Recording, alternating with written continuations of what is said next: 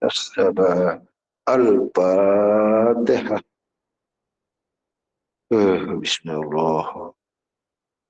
Moga-moga amal ibadah kita ini senantiasa dilimpahkan rahmat dari ridhonya. Al-Fatihah. Dan segala hajat daripada jamaah diijabah atau dikabulkan Allah. Al-Fatihah. Dan dimudahkan dalam segala urusannya. Al-Fatihah. Dan selalu dikarunia taufik dan hidayah. Al-Fatihah. Bismillahirrahmanirrahim. Amin. Assalamualaikum warahmatullahi wabarakatuh. Waalaikumsalam Bismillahirrahmanirrahim. warahmatullahi wabarakatuh. Alhamdulillahilladzi anzal Quran hudal linnas bainatun minal huda wal furqan. Wassalatu wassalam ala nabil huda wal hikmah wa khataman nabiyyin wa imamul mursyadin sayyidina Maulana Muhammadin wa ala alihi washabihi ajma'in. Amma ba'du. Kepada bapak-bapak pembina, bapak-bapak penasehat, bapak-bapak para badal, bapak-bapak para pengurus yayasan, bapak para pengurus perguruan, singkatnya bapak-bapak, ibu-ibu, hadirin dan hadirat jamaah perguruan Thariq Haq Naksabandi yang mengikuti jahar secara online, rahimakumullah. Puji dan syukur kita selalu panjatkan kepada Allah Subhanahu wa taala atas limpah rahmat, taufik, hidayah serta izinnya pada kesempatan yang berbahagia yang mulia ini kita dapat berada di majelis zikir perguruan Thariq Haq Naksabandi dalam keadaan sehat walafiat, serta dapat melaksanakan kewajiban kita, rutinitas kita. Semoga amal ibadah kita ini, semoga Allah melimpahkan rahmat dari ridhonya. Amin. Amin ya rabbal alamin. Salawat dan salam kepada junjungan alam, junjungan Nabi besar Muhammad sallallahu alaihi wasallam. Allahumma shalli ala Sayyidina Muhammad wa ala ali syarif.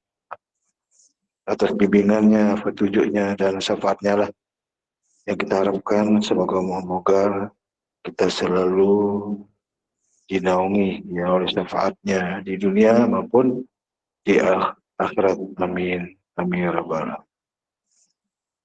Alhamdulillah wa syukurillah wa nikmat Allah bahwa jahar kali ini adalah jahar yang luar biasa, sangat terasa, yang tidak terasa juga begitu lumayan ya. Tapi inilah wujud daripada rasa mahabbah kita ya, dari kecintaan kita. Rasa kita terus ingin selalu zikir ya, selalu terus melaksanakan zikir. Itu merupakan sebuah tanda-tanda hidayah yang ada dalam hati kita itu tetap ada, masih ada. Sehingga memudahkan kita untuk melakukan zikir. Sehingga kita nikmat untuk melakukan zikir. Itulah tanda-tanda hidayah kita masih ada.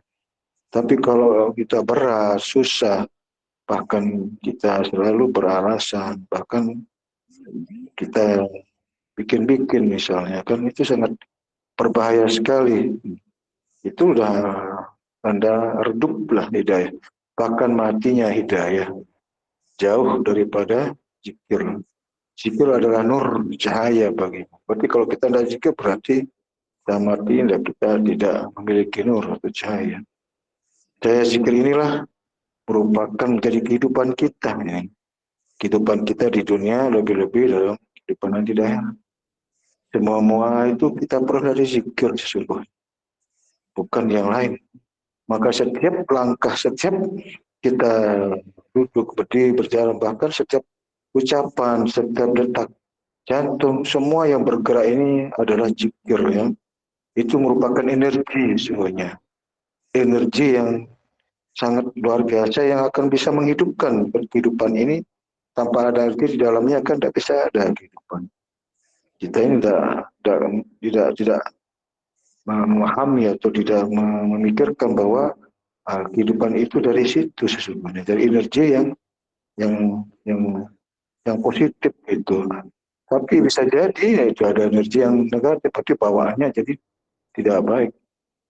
Hanya muncul sikap yang mazmumah, sikap-sikap yang tercela, bukan yang terpuji. Itu sesungguhnya munculnya sifat yang baik itu dari situ sebenarnya. Yang 99 sifat Allah itu ada pada ismu zat ya. Nah itu jadi berapa sifat yang kita yang kita peroleh itu atau yang kita dapat lakukan di dalamnya.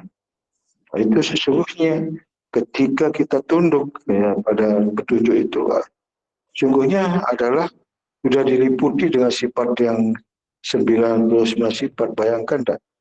Ada enggak kemarahan kita di saat kita tunduk?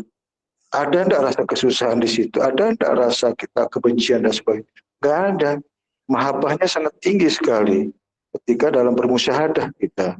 Karena adalah semua ada kita serahkan kepada Allah, kepada pemiliknya sepenuhnya. Di saat itu ada kita la hawla wala. Mana ada kemampuan kita untuk melakukan hal-hal yang lain misalnya. Itu luar biasa. Makanya ketika di dalam kita beraktivitas supaya aktivitas itu menjadi ibadah, maka tasbih niat, luruskan niat. Artinya semata-mata untuk mengharapkan rahmat dari Allah. Tapi jalan untuk mendapatkan rahmat dari Allah itu lewat mana? Nah, lewat petunjuk.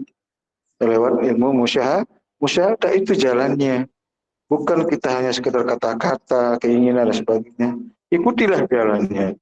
Maka Allah berikan hidayah orang yang mengikutinya.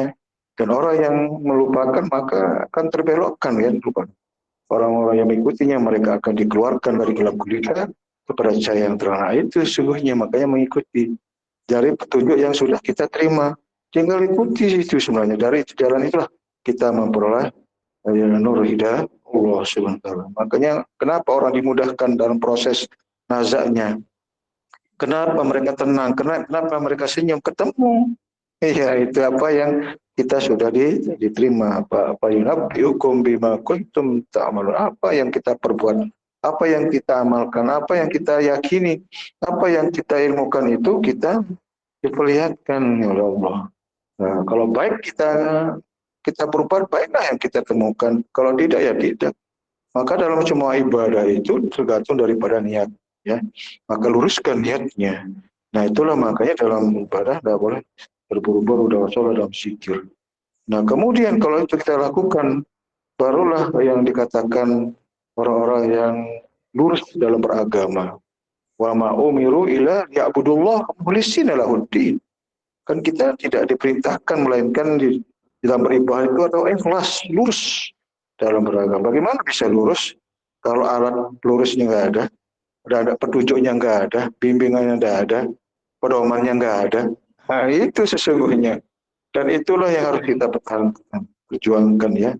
Makanya setiap amal itu tentu dengan niat. Setiap niat itu harus diaplikasikan dan amal gitu sesungguhnya ya, sehingga tidak menjadi ya amal tanpa niat sia-sia. Ya niat tanpa amal juga tidak ada. Tapi kalau dia niat saja untuk melakukan sesuatu kebaikan sudah tercatat sesungguhnya dalam bentuk kebaikan walaupun satu misalnya. Apalagi kita dilakukan dua, itu dua, itu berbeda dengan perbuatan yang tidak baik. Kalau niatnya saja belum dihitung, kalau dia belum dilakukan, kalau kebaikan itu hanya niat saja sudah dihitung ya, itu luar biasa, bahkan berlipat-lipat, bahkan menjadi 10, 100, bahkan 1000 bahkan lebih daripada itu ya. Nah, seperti itulah. Kebaikan-kebaikan itu dilipat gandakan. Itu bisa mengalahkan daripada kekurangan-kekurangan atau ketidakbaikan atau kejelekan-kejelekan itu. Itu sebabnya iringlah kejelekan dan kebaikan sehingga kejelekan itu bisa terhapuskan ya. Itu dengan kebaikan itulah yang akan menjadi penghapus ya daripada yang kekurangan-kekurangan itu. Ibarat kita punya hutang itu ya bisa tertutupi dengan ya apa namanya modal yang ada. Gitu. Jangan ya modalnya minus, artinya ya apa namanya hutangnya yang plus. Nah, itu tidak tercukupi misalnya kan itu berat. Dalam perkara itu aja kita berat rasanya dalam mengemban kehidupan ini kalau ada masalah. Apalagi di mata Allah nanti hutang kita ke Allah. Bagaimana menutupi? Bagaimana kita harus melunasi semua itu kan sangat berbahaya. Apa hutang kita pada Allah ada perkara kita lupa. Apakah berapa ingat dan berapa lupa kita? Padahal itu soal. Jadi kita ini kan banyak lupa semuanya. Maka diingatkan, berilah mereka peringatan, berilah mereka apa namanya pelajaran, berilah mereka bagaimana supaya mereka tidak lalai di dalam beribadah kepada Allah. Beribadah saja kalau kita lalai kan konsekuensinya ada. Nah itu di dalam beribadah apalagi enggak kita lakukan. Nah supaya kata-kata lalai, kata-kata minus atau kata-kata yang membuat kerugian dalam ibadah itu supaya kita bisa lakukan sepenuhnya secara sempurna, secara baik. Nah itulah tergantung daripada tasawuf ini ya, niat yang baik dan dengan cara melakukannya, praktiknya benar-benar tujuannya kepada untuk mengharapkan ridho dan rahmat Allah. Nah, itu. Jadi itu sesungguhnya yang mendasar sekali. Yang paling sangat penting dan boleh kita adu misalnya dengan perkara apa misalnya. Kalau di dalam amaliyah kita ini kan hanya menutupi kewajiban atau hanya sekedar untuk tidak orang lain menegur kita atau dan sebagainya kan. Jadi hanya masih kita melihat nilai daripada sisi luarnya kan, tapi di sisi yang dalam mereka abaikan. Kita tinggalkan sebenarnya. Kalau kita koreksinya ke dalam bukan yang luar. Justru kita menutupi diri kita ketika ada pujaan-pujaan dan sebagainya. Kita tidak berharap seperti itu ya. Kita benar-benar kita lepas dari semua untuk mendapatkan rahmat dan ridho Allah itu memang harus bersih ya. Nah itu harus bersih. Kalau ikhlas, wa ma umiru tidak diperintahkan illa liya'budullah kecuali untuk menyembah mukhlisin ikhlas jadi keikhlasan sungguh-sungguh dalam keikhlasan. Maka kalau kita sudah sampai di pesantren datang di majelis zikir kita tinggalkan perkara-perkara yang berkaitan tentang urusan-urusan dunianya kan begitu. Tapi bukan berarti kita tinggalkan dunia, tidak. Ada momennya ada apa iza qodiyatus sholat fantasir. Kalau kita sudah selesai sholat, selesai zahar, di situ kita bertebarlah di muka bumi untuk mencari karunia Allah. Kan begitu. Makanya sangat kita khawatir ketika jamaah kadang-kadang kalau bahas-bahas dunia di pesantren ini biasanya jarang tercapai gitu ya. Gitu ya. Nah, ini karena menjadi sebuah pernyataan dulu sama jamaah kalau urusan dunia jangan disantren katanya. Itu jadi bisa jadi urusannya itu udah terjadi, itu sangat amat sekali. Itu bahayanya kan. Sampai itu fatwanya beliau ya. Nah itu makanya kalau kita urusan dunia di luar sana ini kita khusus untuk bicara tentang hakikat, bicara tentang tauhid, bicara tentang marifat, tentang bagaimana rohani kita dalam mempersiapkan dalam rangka untuk kembalinya kepada Allah dengan cara yang baik. Ya karena datangnya dulu suci, fitrah, kemudian kembalinya seperti itu. Nah bagaimana persiapannya supaya seperti itu sebenarnya? Itu yang luar biasa. Kalau itu terjadi luar biasa. Kita datang baik dan juga kembali harus baik. Ya, itu sungguhnya. Jadi inilah harapan kita semua ya. Jadi apa yang harus kita perbuat? Tingkatkan iman dan tingkatkan amal ya. Iman, amal kita. Ilmu dengan amal ya. Itu kita di dalam amaliyah kita adalah zikir, jahar, sir, suluk. Di situ sholat ya di selain itu ya. Ada amal-amal yang lebih spesifik ya. Ada sholat, ada zikir jahar, sir, dan kemudian lebih istimewanya adalah suluk. Ada yang lebih spesial di situ. Ini kalau kita dapatkan suasana suluk di dalamnya itu luar biasa. melebihi daripada kita umrah dan haji sebenarnya ya. Di situ kan kita temu rangkaian-rangkaian ibadah syariat itu kita peroleh di situ sebenarnya ya.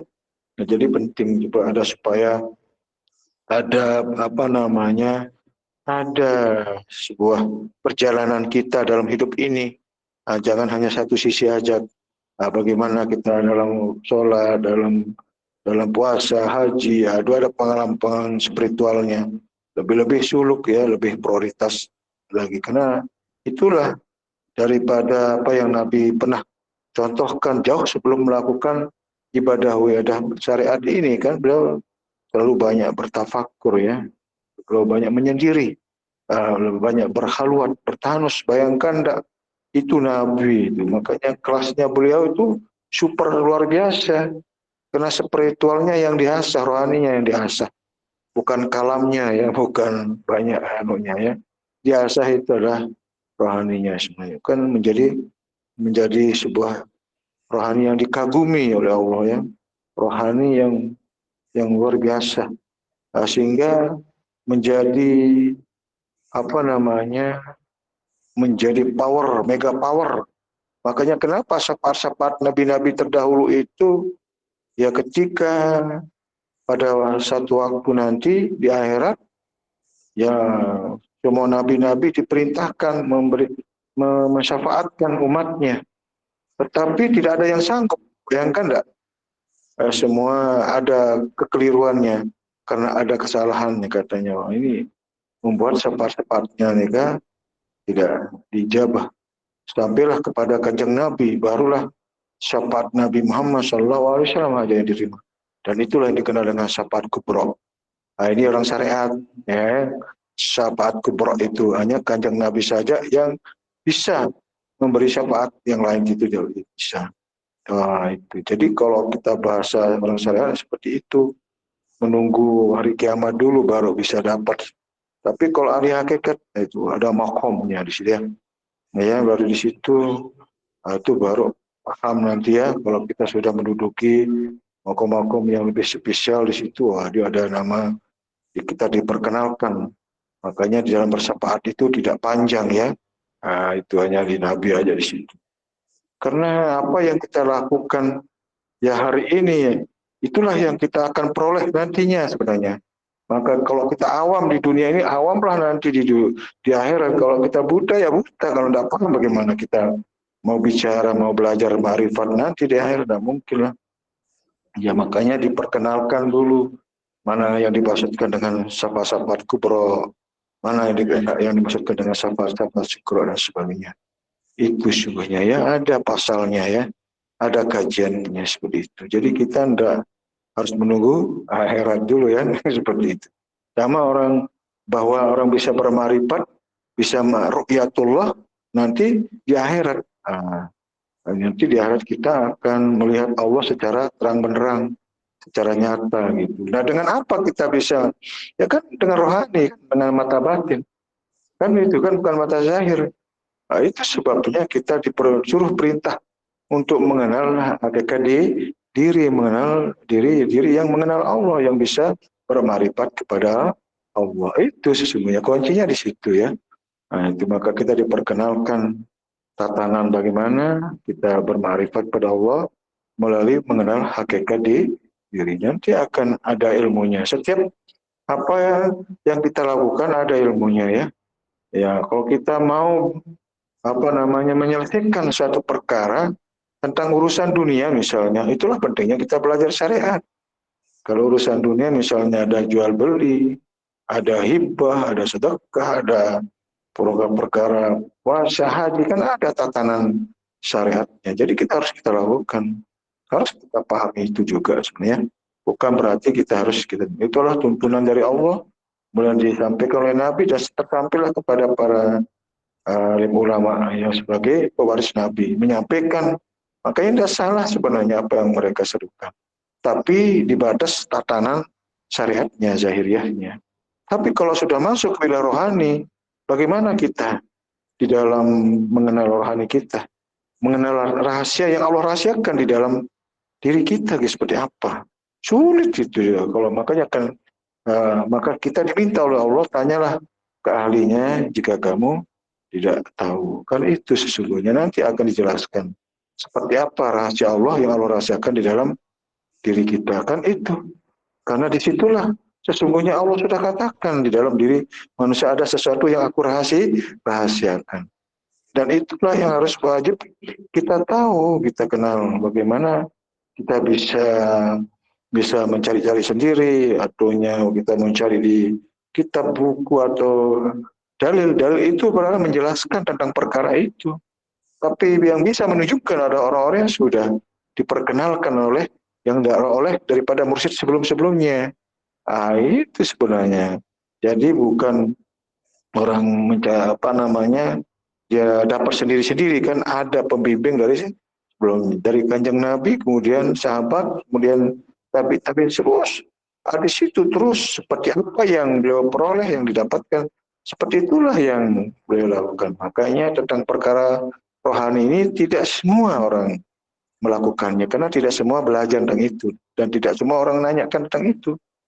Nah itu makanya kalau kita tidak ditanya perkara itu, tidak kita jawab juga kan, tidak kita jelaskan juga apa yang mereka butuhkan, itulah kita sampaikan, itulah kita berikan sesuai dengan apa yang mereka perlukannya, begitu sebenarnya. Nah, itu sangat sederhana sekali sebenarnya. La akraha fiddin. Dalam agama tidak ada sesuatu yang berat, yang susah, yang sangat tidak mungkin tidak bisa dilakukan. Apa yang Allah perintahkan itu wajib bisa untuk dilakukan, untuk diamalkan. Tidak mungkin perintah itu sesuatu yang tidak mungkin, tidak bisa kita lakukan. Justru persoalannya adalah untuk memungkinkan sesuatu yang mereka katakan tidak mungkin, seperti apa kan begitu. Tidak bisa lah kalau yang rohani ini yang menjalankan ini adalah yang jahil, mustahil gitu. Nah, kalau ke perkara rohani ya dengan rohani, perkara yang halus dengan yang halus kan. Tidak bisa medianya jahil. Nah, itu makanya ketika Allah sendiri, kalau kita ingin untuk untuk bisa bermarifat, atau untuk kita untuk bisa ru'yatullah, itu bukan dengan melihat dengan mata zahir. Itu sebabnya dalam sebuah ungkapan, ra'aitu rabbi bi'ainil qalbi la syakka anta. Artinya bahwa aku melihat Tuhanku dengan mata hatiku, tidak syak lagi ya engkau, ya engkau.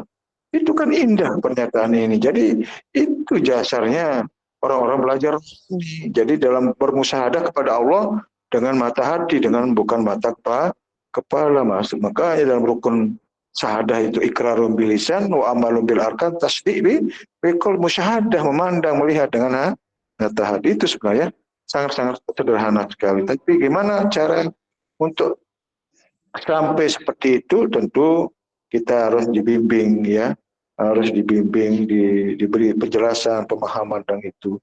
Kita terima amaliyahnya, ilmunya itu semua tinggal praktik sebenarnya. Bukan kita menciptakan, kita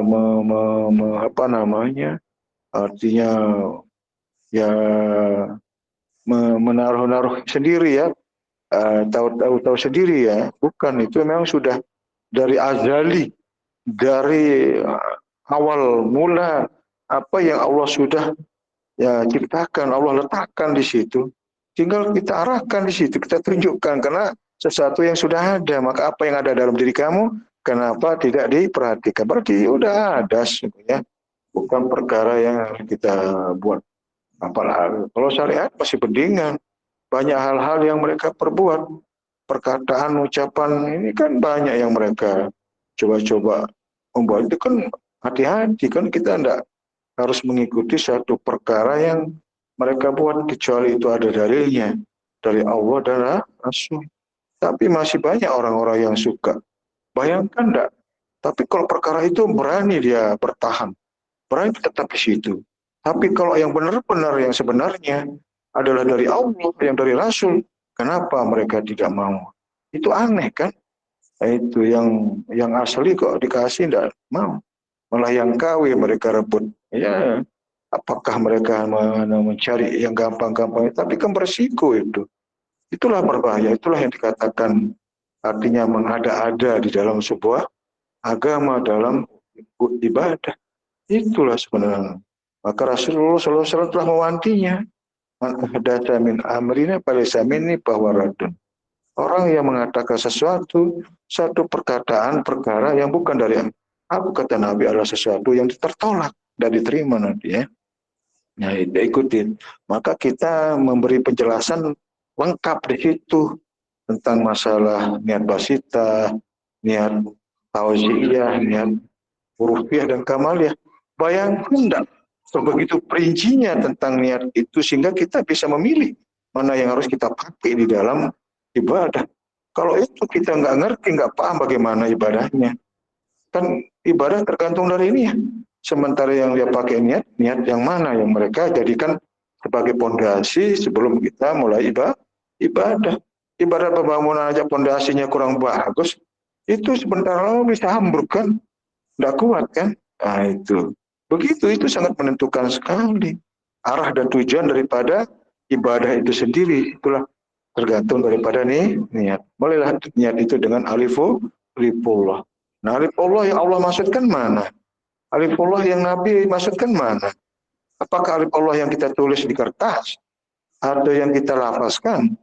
Itu ada sesuatu yang tersirat, yang tersirat di dalam hati hambanya. Dan itulah yang wajib mereka kenal sebelum kita mengenal yang lain. Jalan kita bermarifat kepada Allah adalah jalan itu sebenarnya yang sebegitu banyak bahasan-bahasanya, dalil-dalil, tapi tidak tersentuh ke situ. Malah banyak mereka pertikaian, malah banyak saling jontos-jontos dan sebagainya. Ya itulah yang kita hindari sebenarnya.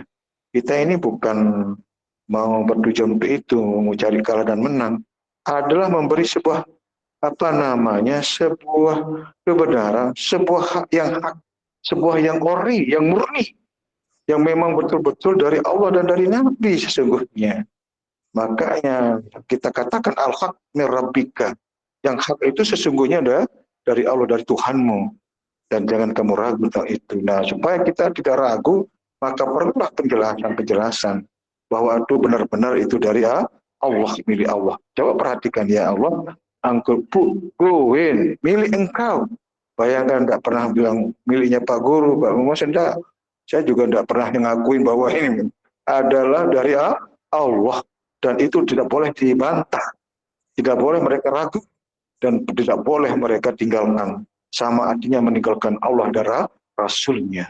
Bahaya. Itu sungguhnya ya. Dan menjelaskan ini sungguhnya udah berkali-kali. Tetapi inilah sebagai sebuah ingatan untuk kita kembali untuk lebih kuat dalam berprinsip, dalam mengilmu, dalam mengimani dan mengilmukan ilmu hidayah dari petunjuk ini ya. Semoga bermanfaat untuk kita semua. Kurang lebihnya minta maaf wabillahi taufiq. Wassalamualaikum warahmatullahi wabarakatuh.